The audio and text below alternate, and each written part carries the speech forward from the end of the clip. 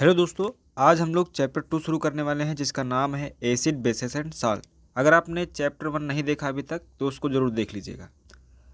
आज हम चैप्टर 2 जो शुरू करने वाले हैं इसमें हम एनसीईआरटी के लाइन बाय लाइन देखेंगे, तो आपको ज़रूर समझ में आएगा। इस वीडियो को ज़रूर देखिएगा। You have learned in your previous classes that the sour and bitter taste of food are due to acid and bases. आपने पहली क्लास में ज़रूर ये पढ़ा होगा कि जो हमारे भोजन का स्वाद होता है, खट्टा होना या तीखा होना, ये सब किस वजह से होता है? एसिड और बेस की वजह से होता है। किसकी वजह से होता है? एसिड और बेस की वजह से होता है। ये जो कि भोजन में ही उपस्थित होते हैं, इसी वजह से हमारा भोजन खट्टा और तीखा होता है।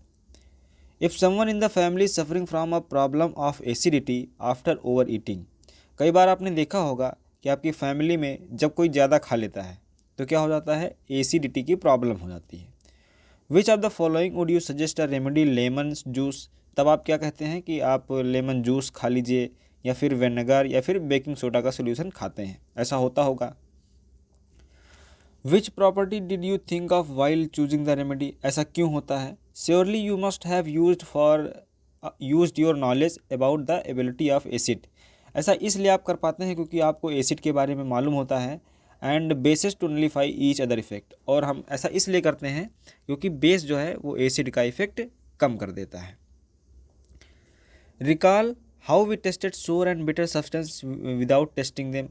चलिए याद करते हैं कि हम लोग कैसे पता लगा सकते हैं कि कोई भी चीज़ अगर सोर है या फिर बिटर सब्सटेंस है तो उसको बिना चेक किए हम कैसे बता सकते हैं, बिना स्वाद चखे। तो इसके कई सारे रूल हैं, अभी आपको समझ में आ जाएगा, बस आप इस वीडियो को देखते रहिए। You already know that acid are sour in taste and change the color of blue litmus to red। ये लाइन काफ़ी ज़्यादा एसिड के बारे में इंपॉर्टेंट है कि जो एसिड होते हैं वो किस तरह होते हैं? खट्टे होते हैं स्वाद में, और वो क्या करते हैं? Change the colour of blue litmus to red, और वो क्या करते हैं? ब्लू लिटमस को रेड में कन्वर्ट कर देते हैं। तो ये पॉइंट भी आपको अंडरलाइन कर लेना है। हाईलाइटर आप ज़रूर अपने पास रखें और मैं बताता रहूँगा कि कौन कौन सी चीज़ें बहुत ज़्यादा इंपॉर्टेंट है। Whereas bases are bitter and change the colour of red litmus to blue.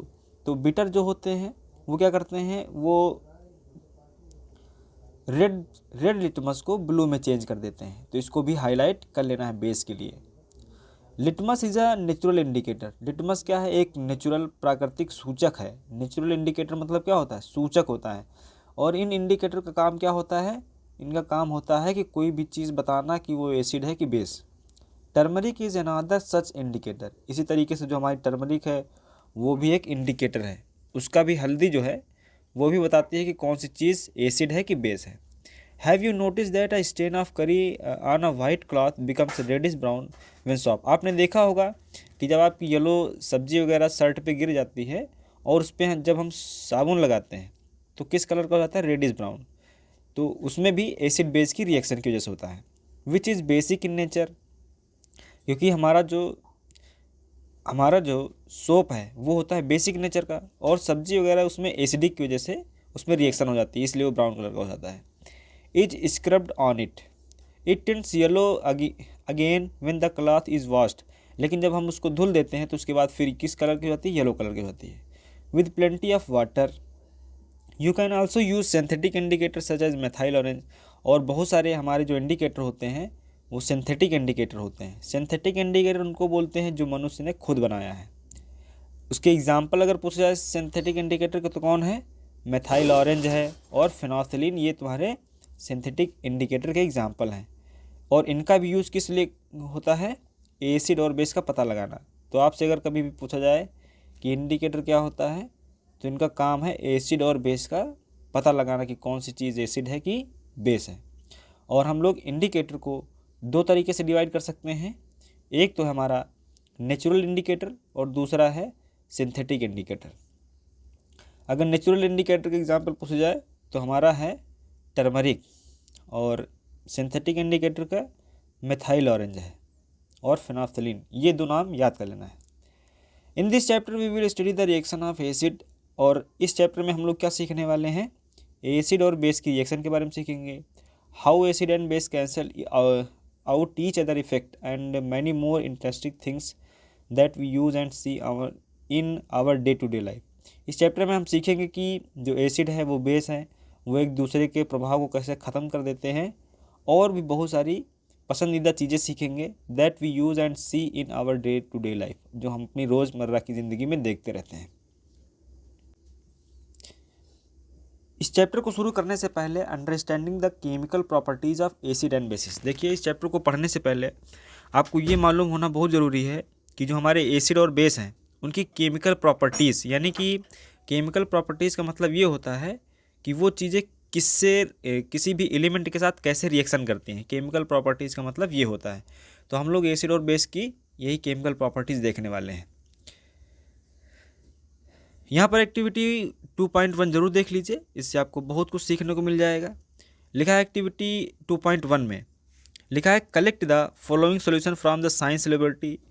तो आप जहाँ भी आप पढ़ते होंगे वहाँ पर हो सकता है कि साइंस की लेबोरेटरी होगी, वहाँ पर जाइए। हाइड्रोक्लोरिक अम्ल को देखा होगा आपने, सल्फ्यूरिक अम्ल को देखा होगा, नाइट्रिक एसिड को देखा होगा, एसिटिक एसिड को देखा होगा आपने। बेस, तो ये जो हाइड्रोक्लोरिक एसिड है, सल्फ्यूरिक एसिड है, नाइट्रिक एसिड है, एसिटिक एसिड है, ये सभी क्या है, हमारे एसिड के एग्जाम्पल हैं। तो इनका केमिकल, जैसे हाइड्रोक्लोरिक एसिड है तो इसका आप केमिकल फार्मूला HCl याद कर लीजिए। सल्फ्यूरिक एसिड है, इसका H2SO4 होता है, ये एग्जाम्पल याद कर लीजिए। नाइट्रिक एसिड हमारा HNO3 होता है, इसका एग्जाम्पल याद कर लीजिए। उसके बाद एसिटिक एसिड है, इसका एग्जाम्पल याद कर लीजिए। सोडियम हाइड्रोक्साइड NaOH, ये बेस है हमारा, इसका एग्जाम्पल याद कर लीजिए। कैल्शियम हाइड्रोक्साइड CaOH2 का होल ट्वाइस, ये सारे फार्मूले आपको याद होना चाहिए। मैग्नीशियम हाइड्रोक्साइड, अमोनियम हाइड्रोक्साइड, ये सभी याद होना चाहिए, क्योंकि जब आप एसिड और बेस का चैप्टर अगर पढ़ रहे हैं तो ये सारे एग्जाम्पल आना बहुत ज़रूरी है। Put a drop of each of above solution on watch glass 1 by 1 and test the drop of indicator shown in table 2.1। देखिए, आपने अभी ऊपर क्या पढ़ा था, ऊपर आपने इंडिकेटर के बारे में पढ़ा है, नेचुरल इंडिकेटर और सिंथेटिक इंडिकेटर। अभी हमने बताया था कि नेचुरल इंडिकेटर का एग्जांपल होता है टर्मरिक वगैरह हैं, और सिंथेटिक इंडिकेटर में आपने क्या पढ़ा था, सिंथेटिक इंडिकेटर में आपने पढ़ा था फेनोल्फथलीन वगैरह। तो उसमें आपने इंडिकेटर के बारे में पढ़ा है। तो वो इंडिकेटर किस तरह कलर दिखाएंगे उनको चेक करना है, वही सारी बातें इसमें लिखी थी।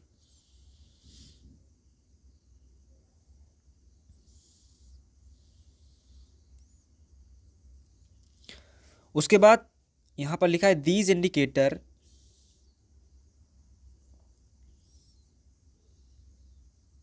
उसके बाद लिखा है these indicator tells us the whether substance is acid और basic in nature is change in colour.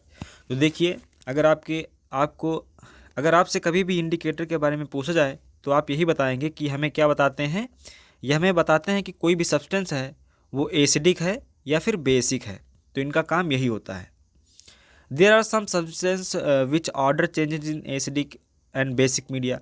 कई बार क्या होते हैं, कुछ ऐसे इंडिकेटर होते हैं जो अपना ऑर्डर चेंज करते हैं। ऑर्डर का मतलब यहाँ पर है स्मेल बताते हैं। तो इस तरह के जो इंडिकेटर होते हैं उनको क्या बोलते हैं, ऑल्फैक्टरी इंडिकेटर बोलते हैं।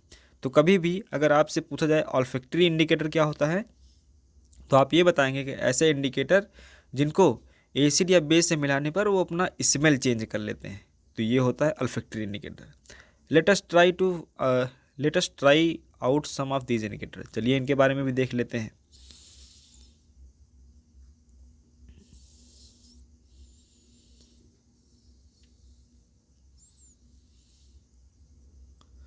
Which of these vanilla, onion and clove. इनके एग्जाम्पल, ऑल्फैक्टरी इंडिकेटर के एग्जाम्पल कौन है, तो वैनिला याद कर लेना है, प्याज हमारा होता है, क्लव का मतलब क्या होता है, लौंग वगैरह, ये सब हमारे क्या हैं, ऑल्फैक्टरी इंडिकेटर हैं।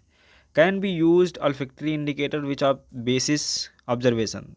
तो जब आप करेंगे, इनकी रिएक्शन कराएंगे एसिड या बेस से, तो इनकी स्मेल अलग अलग आती हैं। तो बस आपको सिंपली ऑल्फैक्टरी इंडिकेटर क्या होता है ये मालूम होना चाहिए, और इनके ये 3 एग्जाम्पल जरूर याद कर लेना है। Let us do some other activities to understand the chemical properties of acid and basis.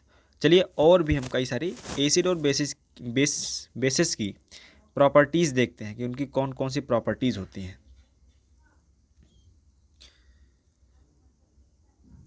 यहाँ पर लिखा हुआ है कि how do acid bases react with metal. देखिए, सबसे पहले अब हम लोग रिएक्शन पे आ चुके हैं। और हमने पिछली वीडियो में आपको ये सिखाया था कि 20 एलिमेंट जरूर याद, अगर जिन बच्चों को भी 20 एलिमेंट नहीं याद हैं तो ज़रूर याद कर लेंगे। बाकी यहाँ पर अब हम लोग देखने वाले हैं एसिड और बेस मेटल्स के साथ किस तरीके से रिएक्शन करते हैं। तो चलिए देखते हैं।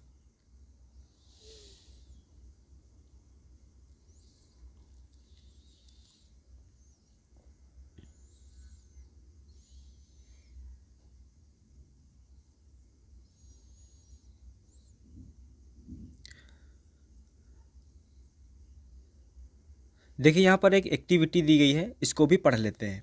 सबसे पहले ये काशन का मतलब क्या होता है, प्रिकॉशन वगैरह, कि आपको कौन कौन सी चीज़ें ध्यान रखनी चाहिए। जब कभी भी आप अगर ये वाली एक्टिविटी करेंगे तो आपके साथ एक टीचर का असिस्टेंट होना बहुत ज़रूरी है, क्योंकि आपका टीचर हेल्प करेगा कि किसको कैसे रिएक्शन करवाना है। Set the apparatus has shown in the figure 2.1, ये जैसे कि रिएक्शन दी गई है, इसको आप देखिए कैसे सेट किया गया है। उसके बाद take about 5 ml of dilute sulphuric acid in test tube. एक टेस्ट ट्यूब में आपको क्या लेना है, 5 ml डाइल्यूट सल्फ्यूरिक एसिड लेना है। HCl H2SO4 होना चाहिए, लेकिन किस फॉर्म में, डाइल्यूट होना चाहिए। And add a few pieces of zinc granules, और जिंक के कुछ टुकड़े भी उसमें ही डाल देना है। जिंक हमारा यहाँ पर क्या है, मेटल है, और सल्फ्यूरिक एसिड जो हमारा एक तरह का एसिड है। What do you observe on the surface of zinc granules, जब आप रिएक्शन करवाएंगे तो कुछ समय बाद जिंक के जो छोटे छोटे पीसेस थे उस पर क्या इफेक्ट देखने को मिला है, ये सारी चीज़ें देखना है। Pass the gas being evolve through the soap solution, और जो भी गैस निकलेगी यहाँ पर रिएक्शन करवाने के बाद जो भी गैस निकलेगी उसको पास करवाना है सोप सॉल्यूशन के साथ, तो वो भी देखना है।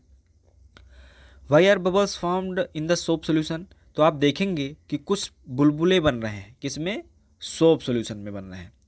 Take a burning candle near the gas filled bubble, तो जहाँ पर वो बुलबुले बन रहे थे वहाँ पर आपको एक लाना है कैंडल जलती हुई। व्हाट डू यू ऑब्जर्व, उसके बाद आप क्या देखेंगे, repeat this activity with some more acid like HCl HNO3 and CH3COH, तो यही वाली एक्टिविटी आपको HCl के साथ भी करना है, HNO3 यानी नाइट्रिक एसिड के साथ भी करना है, CH3COOH का मतलब है एसिटिक एसिड के साथ भी करना है। Are the observation in the all cases of same or different, उसके बाद पता लगाइए कि जो चीज़ H2SO4 के साथ हुई है क्या वो HCl के साथ भी हुई है, HNO3 के साथ भी हुई है, ये देखना है। चलिए आगे देखते हैं।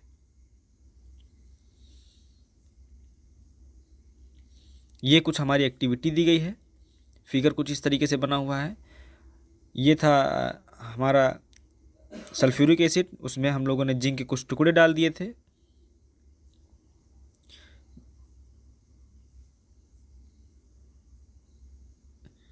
इसमें कुछ जिंक के टुकड़े डाल दिए थे, और उसके बाद हम लोगों ने और देखा था डाइल्यूट सल्फ्यूरिक एसिड में डाला था। और उसके बाद ये पाइप इसलिए लगा दी थी ताकि जो हमारी हाइड्रोजन गैस निकले यहाँ पर कैंडल्स, तो उसमें पॉपिंग साउंड आता है।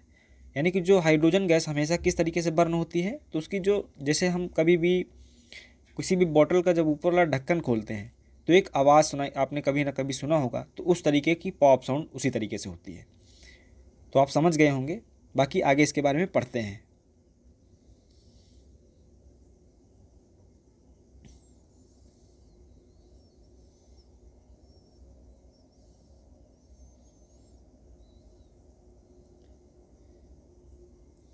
Note that the metal in the above reaction displaces hydrogen atom from the acid as the hydrogen gas and forms a compound called the salt। देखिए यहाँ पर जो मेटल था, मेटल क्या था, जिंक था, उसने क्या किया, रिएक्शन करा H2SO4 के साथ, और उसमें की जो हाइड्रोजन थी उसको क्या कर दिया, एसिड से, यानी कि H2SO4 थी उससे हाइड्रोजन क्या कर दिया, डिस्प्लेस कर दिया from a compound called a salt, यानी कि जो हमारा सॉल्ट था। Thus the reaction of metal with an acid can be summarised as, यानी कि जब हम, भाई हमारा जो H2SO4 था वो हमारा H2SO4 क्या है, एसिड का एग्जाम्पल ही तो है, सल्फ्यूरिक एसिड। जब उसको हम मेटल के साथ रिएक्शन कराते हैं तो वहाँ पर हाइड्रोजन गैस निकलेगी और हमारा क्या बन जाएगा, एक साल्ट बन जाएगा, साल्ट बनता है। तो आपको बस इसको समराइज़ कर लेना है, बाकी इसके आगे बहुत सारे एग्जाम्पल मिलेंगे तो आपको सारा सब कुछ समझ में आएगा।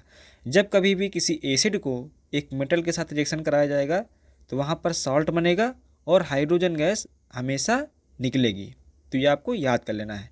ये एक्टिविटी इसीलिए करवाई गई। Can you now right the equation for the reaction you have observe, क्या आप जो ऊपर रिएक्शन करवाई गई है वो आप लिख सकते हैं। तो देखिए इसको हम बारी बारी से पढ़ते चलते हैं, बाकी आपको सारा सब कुछ समझ में आ जाएगा। चलिए और आगे एक्टिविटी पढ़ते हैं।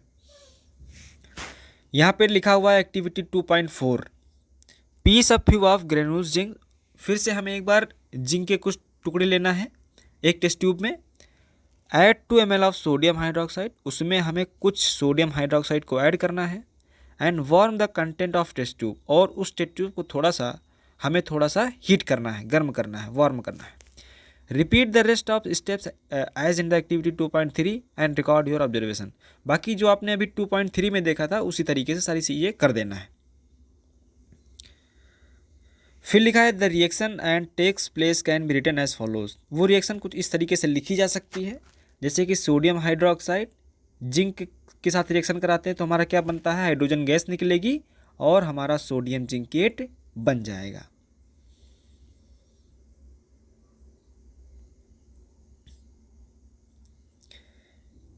ये रिएक्शन कुछ इस तरीके से लिखी जा सकती है कि ये the reaction that take place can be written as, जो हमने एक्टिविटी 2.4 पढ़ा है उसमें जो एक हमने बेस लिया था, सोडियम हाइड्रोक्साइड एक तरह का बेस है। जब बेस को किसी भी मेटल के साथ रिएक्शन कराते हैं तो सोडियम जिंकेट और उस तरह का हाइड्रोजन गैस निकल जाएगी। You find again that hydrogen is formed in the reaction, हम लोगों ने देखा कि इसमें हाइड्रोजन गैस बनी है। However such reaction are not possible with all metals, लेकिन एक बात यह है कि ये रिएक्शन सारे मेटल के साथ पॉसिबल नहीं है, तो ये आपको ये भी याद कर लेना है।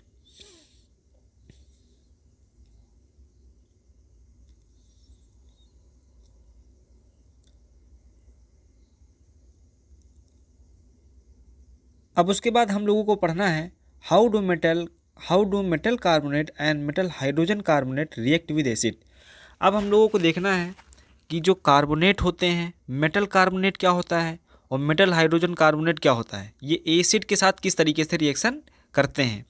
देखिए सबसे पहले आपको मेटल तो मालूम ही होगा, ये जो हमारे सोडियम और जिंक ये सभी क्या है, ये सारे मेटल होते हैं। कार्बोनेट क्या होता है, तो कार्बोनेट को आपको फार्मूला याद कर लेना है कि CO3 होता है। जैसे कि यहाँ पर ये CO3 लिखा है तो ये क्या है, एक कार्बोनेट का फार्मूला होता है। हाइड्रोजन कार्बोनेट क्या होता है, तो हाइड्रोजन कार्बोनेट का आपको फार्मूला याद कर लेना है, HCO3 होता है। क्या होता है, HCO3 होता है, HCO3 याद कर लेना है। कार्बोनेट का फार्मूला क्या होता है, तो CO3 होता है, ये आपको याद कर लेना है। ठीक है, बाकी मेटल तो आप तो जानते ही हैं। जैसे कि जब मेटल कार्बोनेट की बात आएगी तो मेटल जैसे सोडियम है, तो यहाँ पर आप देख रहे होंगे कि सोडियम कार्बोनेट ये देखिए लिख दिया गया है, तो यानी कि सिर्फ मेटल आगे ऐड कर देना है। तो कार्बोनेट के अगर मेटल ऐड कर देंगे तो मेटल कार्बोनेट हो जाता है, और हाइड्रोजन कार्बोनेट के आगे अगर मेटल ऐड कर दिए तो मेटल हाइड्रोजन कार्बोनेट हो जाता है।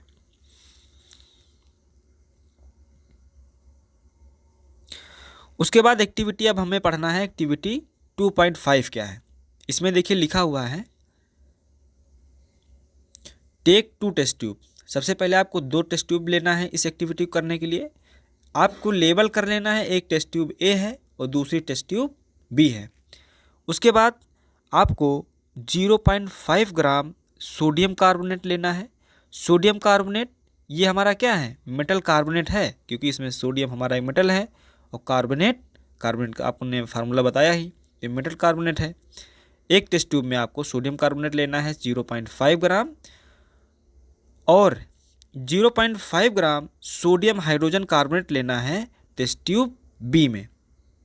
ठीक है, add about 2 ml of HCl to both the test tube, और दोनों एक इस वाली टेस्ट ट्यूब से भी इस वाली टेस्ट ट्यूब से भी HCl हमें ऐड करना है।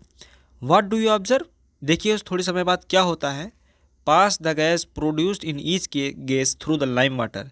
उसके बाद ये इसमें जो गैस प्रोड्यूस होगी उसको हमें लाइम वाटर से पास कराना है। लाइम वाटर क्या होता है, तो कैल्शियम हाइड्रोक्साइड को हम लोग क्या बोलते हैं, कैल्शियम हाइड्रोक्साइड क्या बोलते हैं, लाइम वाटर बोलते हैं, उसमें से पास कराएंगे। उसके बाद आप क्या होता है आपको उस रिकॉर्ड को ऑब्जर्वेशन करना है, पता लगाना है।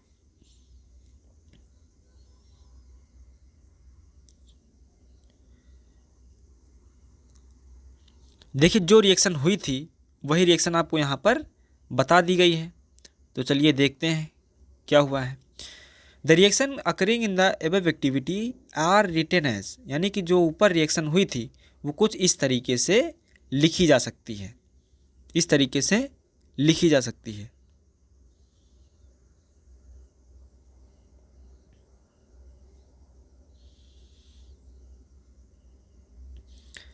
The reaction above are written as, यानी कि ऊपर वाली रिएक्शन इस तरीके से हम लोग लिख सकते हैं। देखिए टेस्ट ट्यूब एज जो है इसमें सोडियम कार्बोनेट को पहले हम लोगों ने रिएक्शन कराया था, किसके साथ? HCl के साथ। तो हमारा सोडियम क्लोराइड बन जाता है, वाटर बन जाता है और CO2 गैस निकलती है। तो देखिए ये रिएक्शन कैसे याद करना है, ये आप जब बार बार रिपीट करेंगे तभी याद हो पाती है। तो सोडियम कार्बोनेट के जब हम लोग HCl के साथ रिएक्शन कराते हैं तो सोडियम क्लोराइड, वाटर और CO2 गैस निकलती है। टेस्ट ट्यूब बी में हम लोगों ने देखा था कि सोडियम हाइड्रोजन कार्बोनेट को जब HCl के साथ रिएक्शन कराते हैं तो सोडियम क्लोराइड, वाटर, CO2 ही बनता है। तो इसमें डिफरेंस क्या है? तो इसमें डिफरेंस है मॉलिक्यूल्स का। जैसे कि यहाँ पर 2 मॉलिक्यूल ऑफ HCl है, यहाँ पर सिंगल है, तो यही डिफरेंस होता है। जैसे ऊपर वाले में 2 मॉलिक्यूल ऑफ सोडियम क्लोराइड है, नीचे सिंगल है, तो यानी कि यही डिफरेंस होता है। उसके बाद on passing the CO2 gas evolve through the lime water. जब हम लोग कभी भी लाइम वाटर जो हमारा कैल्शियम हाइड्रोक्साइड है, ये है क्या? देखिए कैल्शियम हाइड्रोक्साइड अगर मैं समझाऊँ तो क्या है, जैसे जब हमारा चूना जो होता है, चूने का फार्मूला होता है CaO। क्या होता है? CaO होता है, CaO होता है, ठीक है। जब इसमें हम लोग क्या ऐड कर देते हैं? वाटर ऐड कर देते हैं, तो हमारा क्या बन जाता है? हमारा बन जाता है, तब हमारा बन जाता है कैल्शियम हाइड्रोक्साइड बन जाता है। तो ये आपको याद कर लेना है, और उसी को हम लोग लाइम वाटर बोलते हैं। उसी को हम लोग क्या बोलते हैं? लाइम वाटर बोलने लग जाते हैं।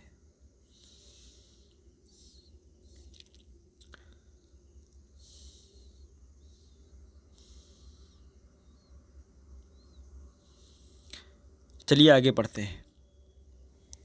On passing the excess CO2 of the following reaction, जो हमारा कैल्शियम कार्बोनेट है, जो हमारा जब हम लोग क्या कराते हैं, कैल्शियम कार्बोनेट वाटर से CO2 और पास करा देते हैं, तो हमारा फिर से कैल्शियम हाइड्रोजन कार्बोनेट बन जाता है, जो कि वाटर में सोल्यूबल होता है। तो ये सारी चीज़ें भी पढ़ लेना है।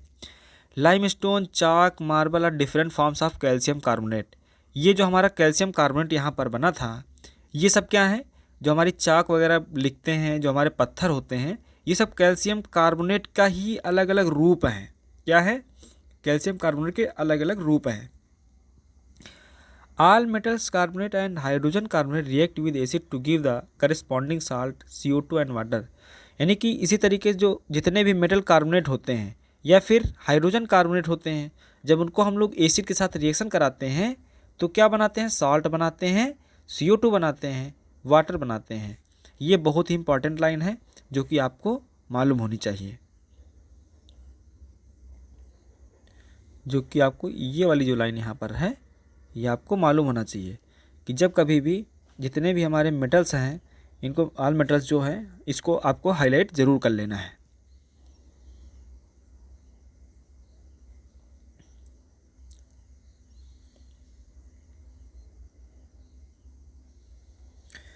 देखिए यही बात 10 the reaction can be summarised as. तो जो हम लोगों ने ऊपर ये जो बात यहाँ पर लिखी थी, उसी चीज़ को नीचे आपको लिखकर बता दिया गया है। ये metal carbonate, metal hydrogen carbonate, acid, salt and CO2 water. यानी कि चाहे हमारा मेटल कार्बोनेट हो, यानी कि जैसे सोडियम कार्बोनेट, जिंक कार्बोनेट, ये हमारे मेटल कार्बोनेट होते हैं।